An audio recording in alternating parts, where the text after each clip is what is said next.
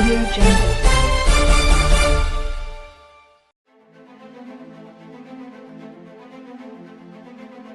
বামনগোলা ব্লকের বিরোধী শ্রমিক সংগঠনগুলির ডাকে গোটা দেশ জুড়ে চলছে সাধারণ ধর্মঘট।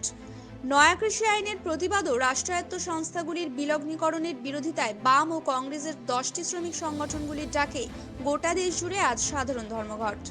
গোটা দেশের পাশাপাশি মালদা জেলার বামনগোলা ব্লকের পাকুয়াহাট এলাকায় মিশ্র প্রভাব দেখা গিয়েছে। এদিন সকাল থেকেই ছিল সমস্ত দোকানপাট একেবারেই বন্ধ। দৈনন্দিন সবজির বাজার এদিন বসতে দেখা যায়নি পাকুয়াহাট এলাকায়। সকাল থেকে পাকুয়া রাজপথে দেখা গিয়েছে বাম ও কংগ্রেসের যৌথ উদ্যোগে বন সমর্থনে মিছিল। দু একটি সরকারি যাত্রীবাহী বাস চলাচল করলেও বেসরকারি কোনো যানবাহন এদিন দেখা মেলেনি। দুই একটি পণ্যবাহী বাহন শহরের রাজপথে দেখা মাত্রই বন সমর্থকরা তাদের বাধা প্রদান করে।